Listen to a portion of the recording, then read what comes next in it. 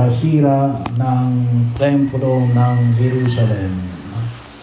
Doon sa pahayag na Jesus na alin, makikita ninyo na ang lahat ng bagay na yan, nakatingin doon sila sa templo ng Jerusalem, na maguguho, mawawala.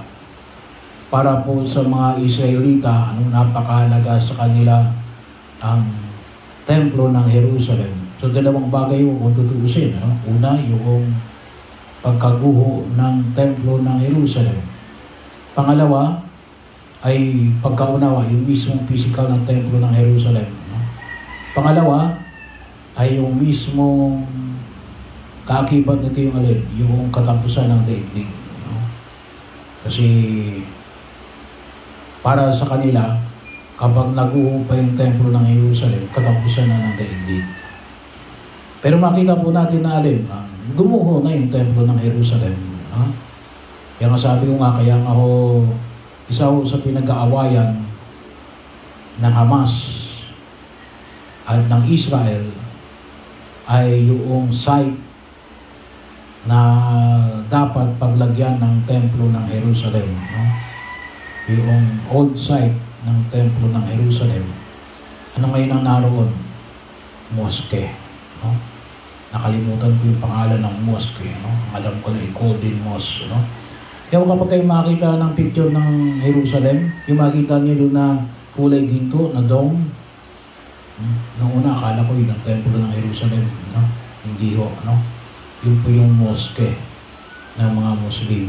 Ngayon, along that vicinity, ay doon nakalagay din ang dating templo ng Jerusalem.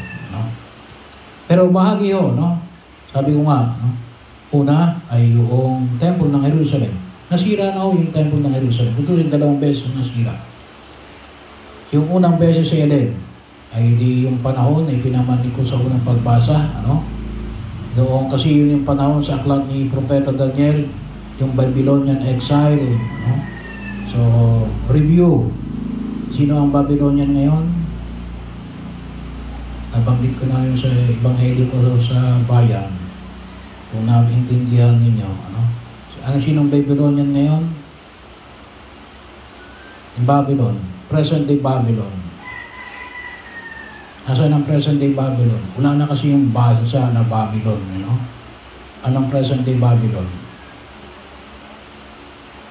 Anong present day Babylon?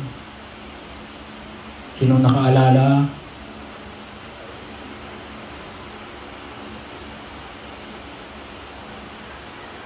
Iraq. Yung Babylon ay Iraq. So, bahagi ho. So, kaya yung sinabi nito kay Daniel, sakop sila ng Iraq nung panahon na yon. Kaya yun ang tawag na Babylonian exile. So, bahagi ho na ang nagkataon yung unang pagbasa natin, ini-interpret ni Daniel. Si Daniel ay Israelita, kasi sila yung mga kung tawagin natin, mga in-exile mula sa Israel.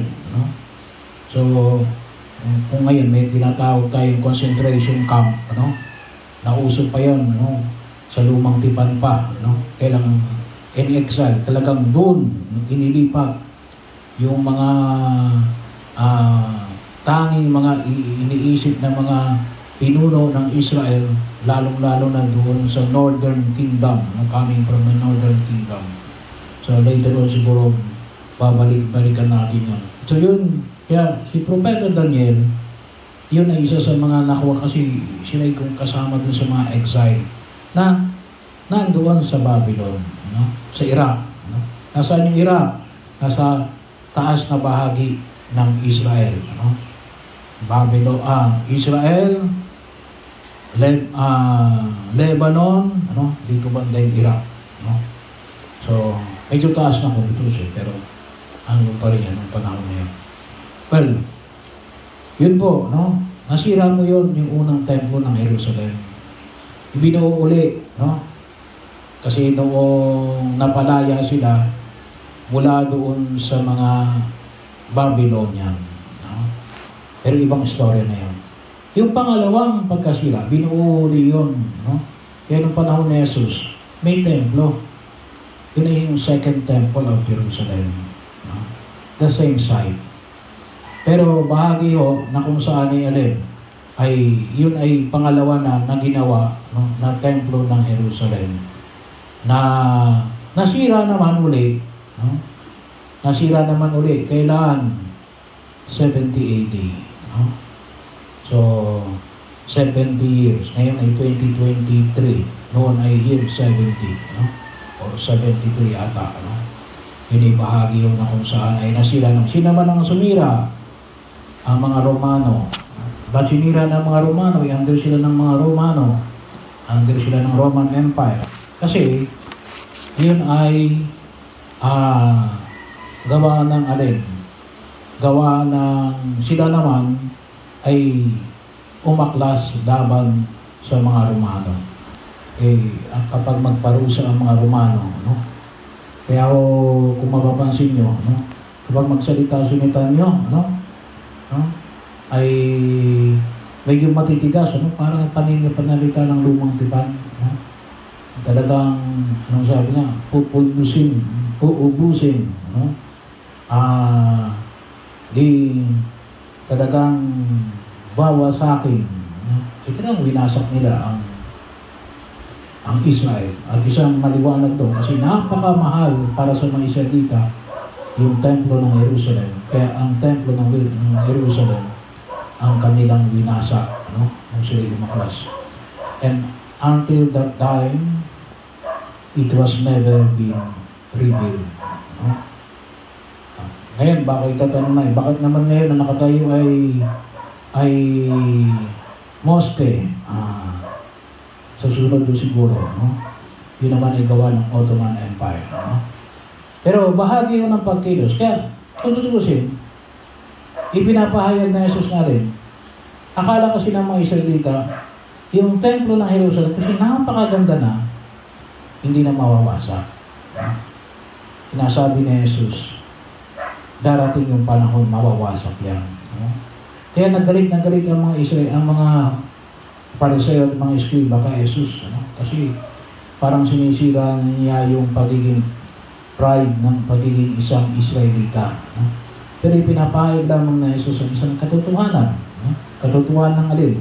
Yung pagkawasak ng templo ng Jerusalem. At pangalawa, yung sagutin niya yung tanong na, kailan po mangyayari ang mga bagay na ito?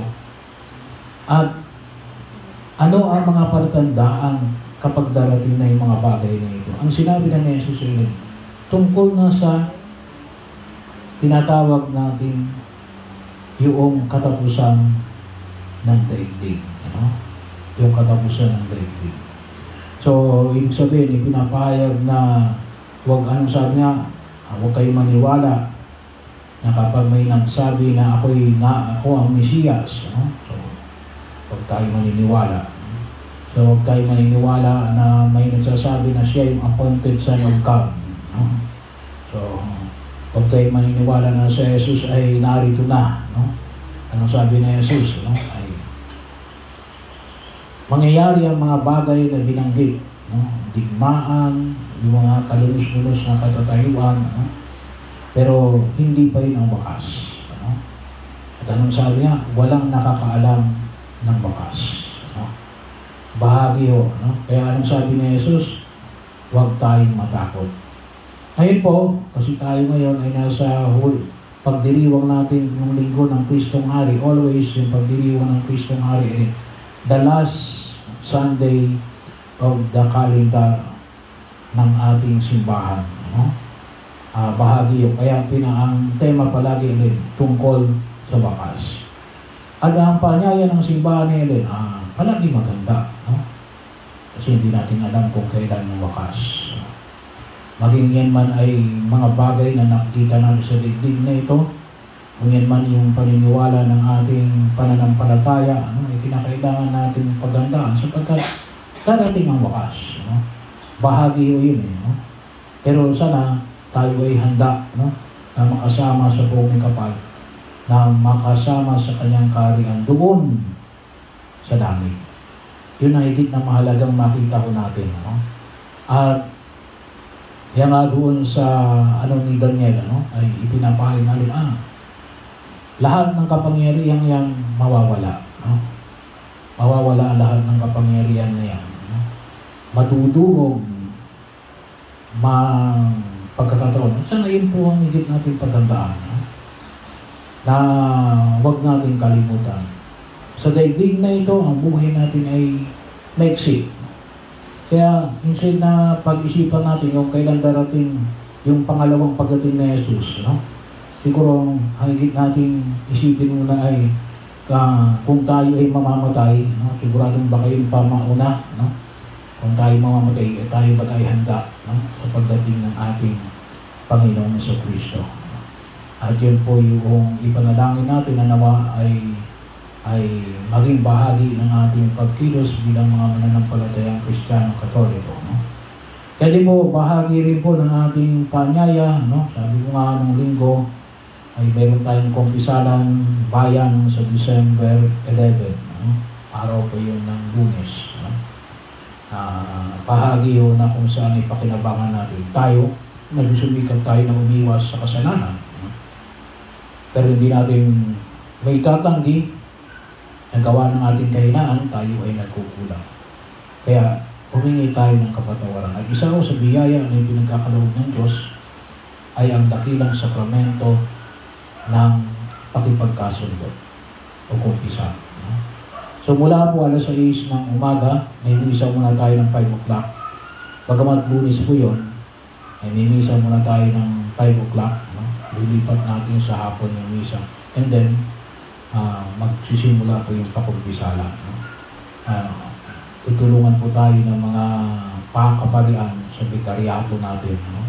So mga 7 or 8 ang pwede yung magpakumpisal sa araw na yun. Kaya mas maaga, mas maigi. No? Para kasi baka mamaya ay dumating yan, tapos na. No? Okay. Sayang yung pagkakataon.